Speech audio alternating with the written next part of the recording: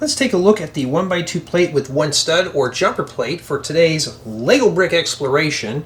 So here I have a set of 1x2 jumper plates. These do appear similar.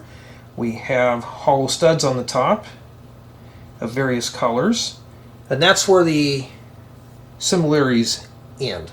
So I'm going to flip these over and show you the difference on these.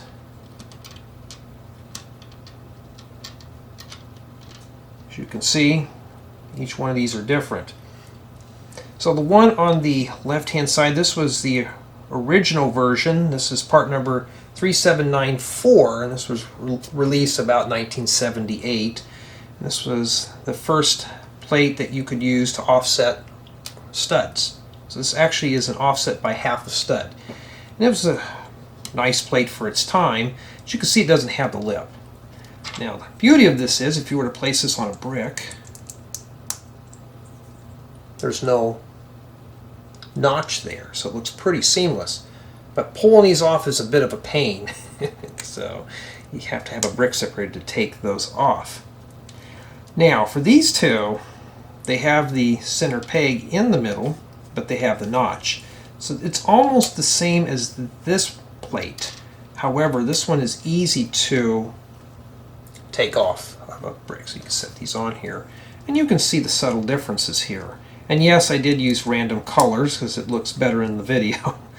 So you can see this one doesn't have the notch, this one does. And just stick, and you can pull that right off. It just comes off real easy, where this one I had to fight to get it off.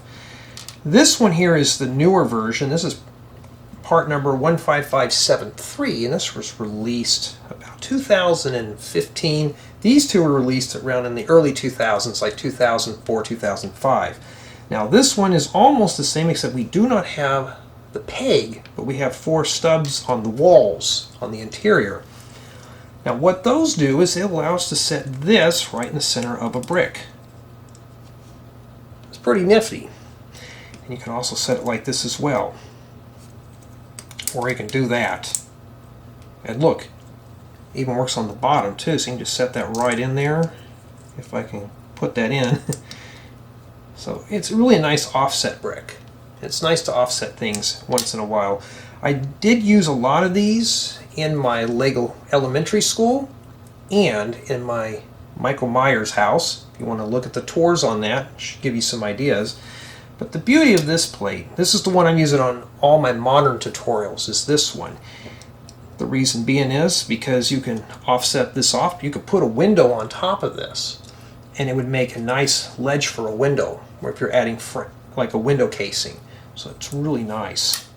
With these older style, what I had to do is I actually had to stick them on like this. Stick a plate, like let's say a 2x2 plate, and stick these on top of the 2x2 plate. It was very messy, very thick. So at least this one here, this is a nice part. The stud on top is compatible with these rods. You can easily just set these in there, and it does hold it nice.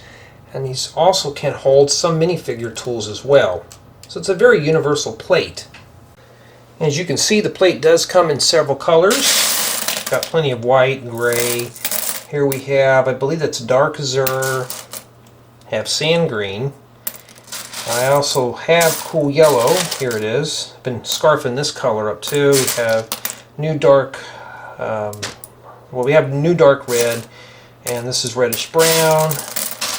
Even the magenta color, purple, all sorts of colors.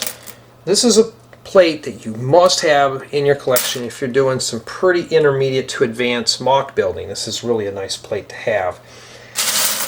And the part I would honestly stay away from is the one without the lip.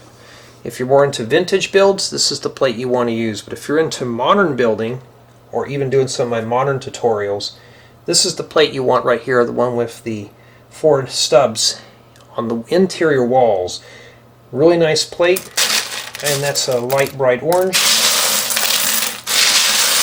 I can't live without these. When I was little, I didn't really care much for these. I didn't know what they meant. But it's a great SNOT brick. That stands for studs not on top.